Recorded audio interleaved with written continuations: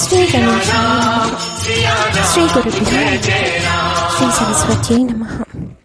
ఆదికవి వాల్మీకి మహర్షుల విరచితమైన శ్రీమద్ రామాయణం ఆది కావ్యంలోని అయోధ్యాకాండలో 21వ సర్గ.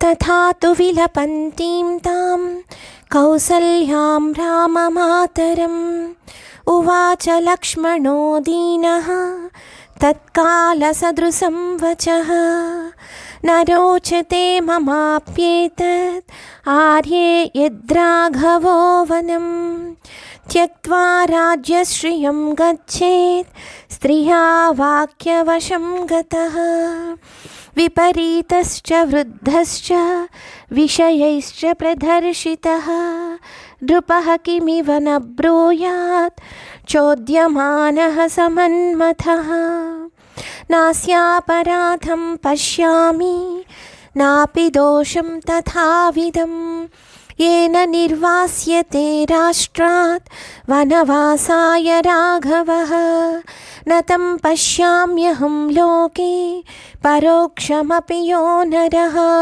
स्वमित्रोऽपि निरस्तोऽपि योऽस्य दोषमुदाहरेत् देवकल्पं ऋजुं दान्तं रिपूणामपि वत्सलम् आवेक्षमाणः को धर्मं त्यजेत् पुत्रमकारणात् तदिदं वचनं राज्ञः पुनर्बाल्यमुपेयुषः पुत्रः को हृदये कुर्यात् राजवृत्तमनुस्मरन्. దూడ నుంచి దూరమైన ఆవులాగా బోరుమని విలపిస్తున్న కౌసల్యాదేవిని చూసి శ్రీరామజననైన కౌసల్యాదేవి పరితాపం చూసి లక్ష్మణుడు దైన్యం పొందినవాడైనా సమయోచితంగా అమ్మ ఒక కుటిలాత్మురాలి మాటల్లో చిక్కుకొని అన్న రఘువరుడు రాజ్యాధికారం త్యజించి వనాలకు వెళ్ళడం అనేది నాకు కూడా సమ్మతం కాదు. అసలు మహారాజు వృద్ధుడు, విషయలోలుడై ఉన్నవాడు. అలాంటి వాడు బుద్ధి వైపరీత్యానికి గురయ్యాడు అంటే ఆశ్చర్యం లేదు. ఆ స్థితిలో కైకేయి దుర్బోధలకు వశలైపోయాడు ఆ మహారాజు. ఇంతకంటే ఏం మాట్లాడతాడు ఆయన? అసలు రాముణ్ణి ఈ రాజ్యం నుంచి వనాలకు పంపడానికి కారణం ఏమిటి? నాకేం కనిపించలేదు. రాజద్రోహానికి ఒడిగట్టాడా? అపరాధం చేశాడా? ఏమీ లేదు. ఎలాంటి దోషము లేదు రామచంద్రుల్లో. మరి రాముడి పట్ల శత్రుభావం కానీ, రాముడు మమ్మల్ని పట్టించుకోలేదు, నిరాదరణ చేశాడు అనేవాడు కానీ, లోకంలో ఇది రాముడు చేసిన దోషమని కానీ చెప్పేవాడిని రాముడి ముందు కాదు, కనీసం పరోక్షంగా చెప్పేవాడిని కూడా ఇప్పటివరకు నేను చూడలేదు. రాముడు దైవతుల్యుడమ్మా, త్రికరణ శుద్ధి కలిగినవాడు, రుజవర్తనుడు, ఇంద్రియ నిగ్రహం కలిగినవాడు, శత్రువులకు కూడా ప్రియంగా అనిపిస్తాడు. సాక్షాత్తు ధర్మమూర్తి. అసలు ధర్మబుద్ధి ఉన్నవాడు ఎవడైనా సరే ఇంతటి గుణవంతుడైన పుత్రుణ్ణి ఎలాంటి కారణం లేకుండా దూరం చేసుకుంటారా, త్యజిస్తారా? మళ్ళీ వెనక్కి తిరిగి వయసు పెద్దయిన తర్వాత మళ్ళీ వృద్ధాప్యంలో వచ్చేసరికి చిన్నపిల్లలు అయిపోతారు మనసులా అంతా కూడా అంటారు.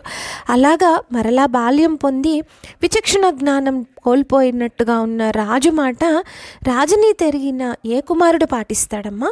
ఎందుకు పాటించాలి అంటూ బుసలు కొడుతున్నాడు శేషాంశుడైన లక్ష్మణుడు. యావదేవ న జానాతి కశ్చిదర్థమిమం నరః తావదేవ మయా సార్థం ఆత్మస్థం కురు శాసనం మయా పార్శ్వే సధనుషా తవ గుప్తస్య రాఘవ కస్సమర్థోదికం కర్తుం కృతాంతస్యేవ తిష్టతః నిర్మనుష్యామిహం కృత్స్నాం అయోధ్యామనుజర్షభ కరిష్యామి శరైస్తీక్ష్ణైః యది స్థాస్యతి విప్రయే భరతస్యాథ పక్షో వా యో వాస్య హితమిచ్చతి సర్వానేతాన్ వధిష్యామి మృదుర్హి పరిభూయతే ప్రోత్సాహితోయం కైకేయ్యా సదుష్టో యది నః పితా అమిత్రభూతో నిస్సంగం వధ్యతాం బధ్యతామపి గురోరప్యవలిప్త तस्य कार्याकार्यम् अजानतः उत्पदं प्रतिपन्नस्य कार्यं भवति शासनम् बलमेष किमाश्रित्य हेतुं वा पुरुषर्षभा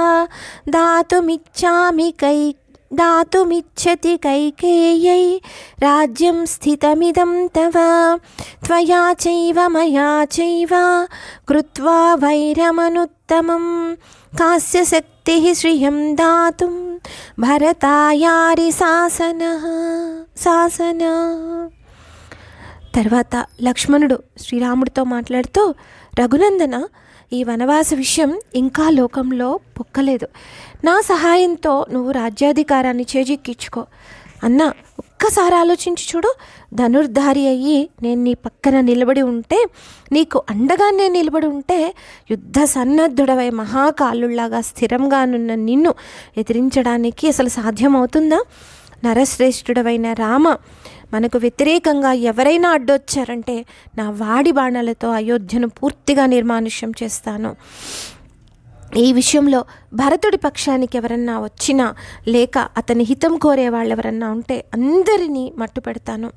ఎందుకు అనంటే, మెత్తటి వాళ్ళని చూస్తే అందరూ మొత్తుతారు కదా రామ అంటూ ఇలా ఆవేశంగా మాట్లాడుతున్నాడు. నిజానికి శ్రీరాముడి పట్ల అమితమైన ప్రేమ, అతిశయించిన ప్రేమతోటి లక్ష్మణుడు ఆవేశపూరితుడై ఇలా మాట్లాడుతున్నాడు. కానీ తండ్రి పట్ల అపచారం చేయడమో, లేకపోతే భరతుడి పట్ల ఆదరాభిమానాలు లేనివాడు కాదు లక్ష్మణుడు. అంతేకాక శ్రీరాముడికి తాను అండ ఏమిటి, భగవంతుడికి నేను అండ ఏమిటి? చాలామంది లోకంలో ఎలా ఉంటుందంటే, నేను ఇంత పూజ చేశాను, అంత పూజ చేశాను, నేను రాముడికి ఇది ఇచ్చాను, అది ఇచ్చాను. నిజంగా రాముడు అడిగితే ఇవ్వగలిగినంత స్థాయి మనకుందా? రాముడికి మనమేమి ఇవ్వక్కర్లేదు. ఆయన మనకిచ్చిందే మళ్ళీ ఆయనకు పెట్టి సంతోషపడుతూ ఉంటాం. అది కూడా ఏం చేసినా ఉడత సాయమే, ఏం చేసినా ఉడత పనే. ఇక్కడ లక్ష్మణుడు నిజానికి రాముడికి కష్టం కలుగుతోంది అన్న ఆవేశంలో మాట్లాడుతున్నాడు తప్ప రాముడికి తన అండ కావాలి అన్న ఉద్దేశం కాదు. అన్న, కైకేయి ప్రేరణతోటి మన తండ్రి దుష్టుడైపోయాడు. మనకు శత్రువైన అతడి మీద మమకారం వీడి ఆయన్ను చంపటమో బంధించడమో చేయాలి. తండ్రి అయినా గర్వితుడై విచక్షణను కోల్పోయి పెడదారి పడితే శాసించి తీరాలి. రామ, నీకు తెలియదా ఈ రాజనీతి? నరోత్తముడవు, నీకు చెందిన ఈ రాజ్యాధికారం నీకు చెందిందే. అలాంటిది ఎవరి బలం చూసుకొని ఏ కారణంగా కైకేయి కట్టబెడదామనుకుంటున్నాడు? శత్రువులను సమర్థవంతంగా ఎదుర్కోగలిగిన అరిసూదనుడువు నువ్వు. నీతోటి నాతోటి ఇంత తీవ్రమైన వైరం పొంది భరతుడికి రాజ్యం అప్పగించడానికి ఈయనకు అసలు ఎన్ని గుండెలు అంటూ విపరీతంగా బుసలు కొడుతున్నాడు లక్ష్మణుడు. ఆ తర్వాత, అనురక్తోస్మి భావేన భ్రాతరం దేవి తత్వతః సత్యేన ధనుషా చైవ దత్తేనేష్టేన తే సపే దీప్తమగ్నిమరణ్యం వా యది రామః ప్రవేక్షతి ప్రవిష్టం తత్ర మాం దేవి త్వం పూర్వమవధారయ హరామి వీర్యాద్ దుఃఖం తే తమః సూర్య ఇవోదితః దేవీ పశ్యతు మే వీర్యం రాఘవశ్చైవ పశ్యతు. మరలా పక్కకు తిరిగి కౌసల్యమాతతోటి, అమ్మా, అన్న అయిన శ్రీరాముడి పట్ల నాకున్న ప్రేమ అపారం. నాకు ప్రాణమే అన్న. నా ధనుస్సు పైన, నేను చేసిన దాన ధర్మాలపైన, దైవ సేవలపైన మొదలైన పవిత్ర కార్యాలన్నిటిపైన ఒట్టుపెట్టి చెప్తున్నాను. ప్రజ్వలిస్తున్న అగ్నిలో కానీ, దీప్తమగ్నిమరణ్యం వా, ఆ ప్రజ్వలిస్తున్న అగ్నిలో కానీ, మహారణ్యంలో కానీ ప్రవేశించడానికి రాముడు సిద్ధమయ్యాడు అంటే, శ్రీరాముడు సిద్ధమయ్యాడు అంటే ఆయన కంటే ముందుగా అందులో నేనుంటాను. ఈ మాట త్వం పూర్వం అవధారయ, అమ్మ, ఈ మాటని నువ్వు నిజమని ముమ్మాటికి నమ్ము. ఉదయిస్తున్న సూర్యుడు చీకట్లను రూపుమాపినట్టు నేను నా శక్తి సామర్థ్యాలతోటి నీ దుఃఖాన్ని తొలగిస్తాను. నువ్వు శ్రీరాముడు కూడా నా పరాక్రమాన్ని చూద్దురు కానీ అంటూ ఒకవైపు తల్లికి ఆశ్వాసన ఇస్తున్నాడు, మరొకవైపు అన్నకు కష్టం కలిగించిన దశరథుడి పైన కోపము, తెలియకుండానే దీనికి కారణమైన భరతుడి పట్ల కోపము, కైకేయి పట్ల కోపంతో బుసలు కొడుతున్నాడు. ఏతత్తు వచనం శ్రుత్వా లక్ష్మణస్య మహాత్మనః ఉవాచ రామం కౌసల్యా రుదంతి శోకలాలసా. రామభక్తి తత్పరుడు, తానే లక్ష్మీవంతుడు అయిన లక్ష్మణుడు పలికిన మాటలు విన్న కౌసల్యాదేవి అంతులేని దుఃఖంతో రుదంతి ఎంతో బాధపడుతూ ఎంతో ఏడుస్తూ శ్రీరాముడితోటి ఇలా అంటోంది. భ్రాతుస్తే వదతః పుత్ర లక్ష్మణస్య శ్రుతం త్వయా యదత్రానంతరం కార్యం కురుష్వ యది రోచతే. न चाधर्म्यं वचः श्रुत्वा सपत्न्या मम भाषितं विहाय शोकसन्तप्तां गन्तुमर्हसि मामितः. धर्मज्ञ यदि धर्मिष्ठो धर्मं चरितुमिच्छसि शुश्रूष मामिह स्वस्त्यं चरधर्ममनुत्तमं. शुश्रूषुर्जननीं पुत्रा स्वगृहे नियतो वसन् परेण तपसा युक्तः काश्यपस्त्रिदिवं गतः. यथैव राजा पूज्यस्ते गौरवेण तथाह्यं त्वां नाहमनुजानामि न गन्तव्यमितो वनं. त्वद्वियोगान्न मे कार्यं जीवितेन सुखेन वा त्वया सह मम श्रेयः तृणानामपि भक्षणम्. यदि त्वं यास्यसि वनं त्यक्त्वा मां शोकलालसम् अहं प्रायमिहासिष्ये न हि शक्ष्यामि जीवितुम्. ततस्त्वं प्राप्यसे पुत्र निरयं लोकविश्रुतं ब्रह्महत्यामिवा धर्मात् समुद्रसरितां पतिः. विलपन्तीं तथा दीनां कौसल्यां जननीं ततः उवाच रामो धर्मात्मा वचनं धर्मसंहितम्.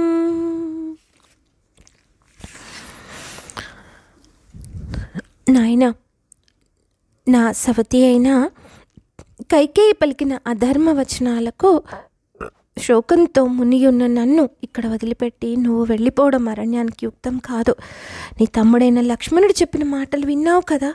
ఇప్పుడు ఈ దృష్టిలో పెట్టుకొని, ఈ పరిస్థితులన్నీ దృష్టిలో పెట్టుకొని తర్వాత ఏం చేయాలి అనేది నీ ఇష్టానుసారంగా ప్రవర్తించు. కానీ ఒక్క మాట, ధర్మాలన్నీ బాగా తెలిసిన వాడవు, సాక్షాత్తు ధర్మమూర్తివి. నువ్వు ధర్మాన్ని ఆచరించాలి అనుకుంటే ఇక్కడే ఉండి నన్ను సేవించు.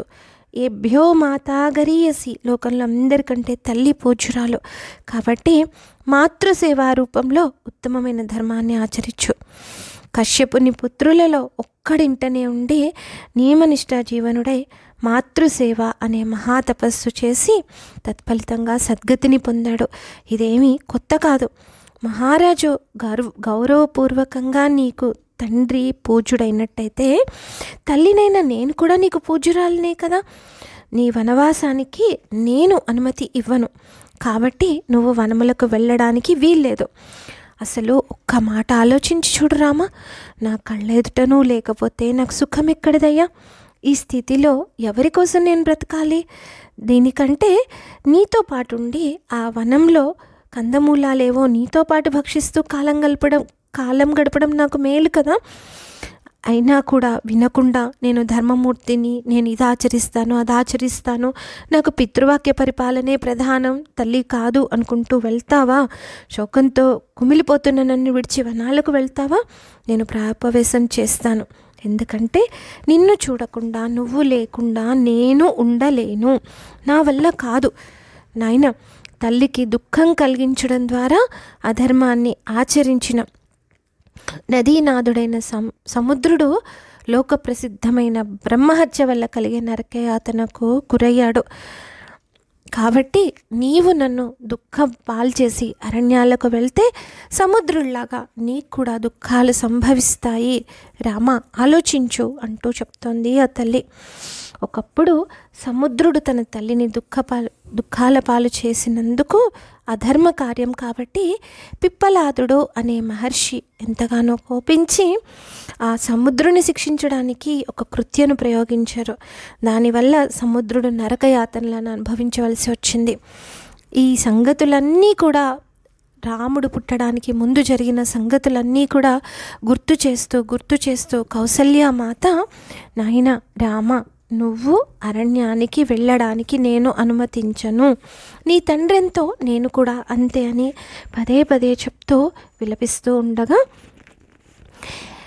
విలపంతీం తథా దీనాం కౌసల్యాం జననీం తతః ఉవాచ రామో ధర్మాత్మా వచనం ధర్మ సంహితం నాస్తి శక్తి పితుర్వాక్యం సమతిక్రమితుం మమ ప్రసాదయే త్వాం శిరసా గంతుమిచ్ఛామ్యహం వనం ఋషిణా చ పితుర్వాక్యం కుర్వతా వ్రతచారిణా గౌర్హతా జానతా ధర్మం కండువాపి విపశ్చితా అస్మాకం చ కులే పూర్వం సగరస్యాగ్నయా పితుః ఖనద్భిః సాగరైర్భూమిం అవాప్తః సుమహాన్వధః జామదగ్నేన రామేణ రేణుకా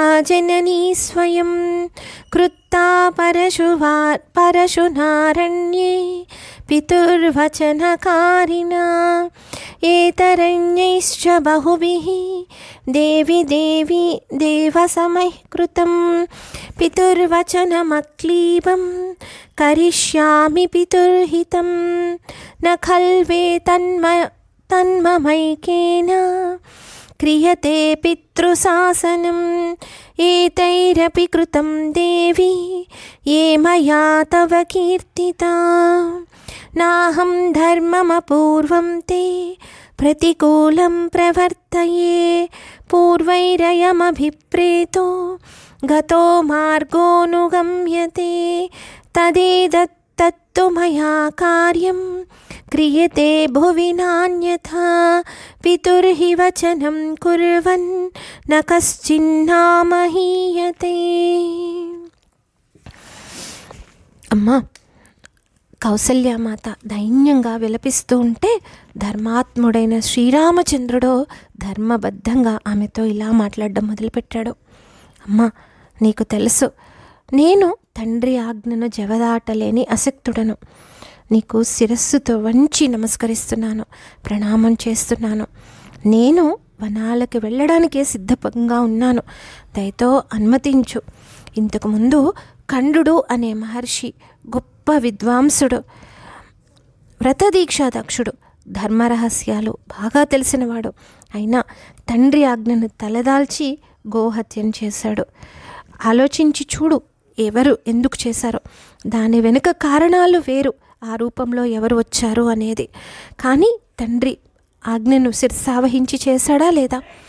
పూర్వము మన వంశానికే చెందిన సగరుడి పుత్రులైన సాగరులు తండ్రి ఆనతను అనుసరించి భూమిని తవ్వుతూ ప్రాణాలను ఆహుతి అనర్చిన పుణ్యమూర్తులు మృత్యుపాలయ్యారు. ఇంకా జమదగ్ని మహర్షి కుమారుడైన పరశురాముడు తండ్రి ఆనతి మేరకు తల్లైన రేణుకాదేవి శిరమును స్వయంగా అరణ్యంలో గండ్రగొడ్డలతో నరికివేశాడు. ఆ తరువాత అలాగే ఎంతోమంది దైవతుల్యులైన ధర్మజ్ఞులైన వేరేవారు తండ్రి ఆజ్ఞను అనుసరించి నడుచుకున్నారు. పిత్రాజ్ఞ కాదనలేంది. కాబట్టి మా పితృపాదుల తృప్తికై నేను వనాలకు వెళ్తాను. తండ్రి ఆజ్ఞ ఎలాంటిదైనా దాన్ని పరిపాలించడము కేవలం నేను ఒక్కడనే కాదు, నేను పేర్కొన్న మహాత్ములంతా చేశారు. పూర్వీకులు అనుసరించిన ఈ పద్ధతిని ఆచరించడం పూర్వాచారానికి విరుద్ధం కాకుండా ప్రవర్తించడం ధర్మం కదా అమ్మ. నీ మాట కాదనడము ధర్మాత్ములే కాదని అనడం లేదు, కానీ ధర్మాత్ములైన ప్రాచీనులందరూ అంగీకరించిన మార్గాన్నే నేను అనుసరిస్తున్నాను. అమ్మ, లోకంలో ప్రతి మనిషి పితృవాక్య పరిపాలన చేసి తీరాలి. అందుకు విరుద్ధంగా నేనేం చేయడం లేదు. తండ్రి మాటను శిరసావహించిన వాడెవ్వరూ ధర్మం నుంచి పతనం కాడు అని చెప్తూ వస్తున్నారు శ్రీరామచంద్రులు.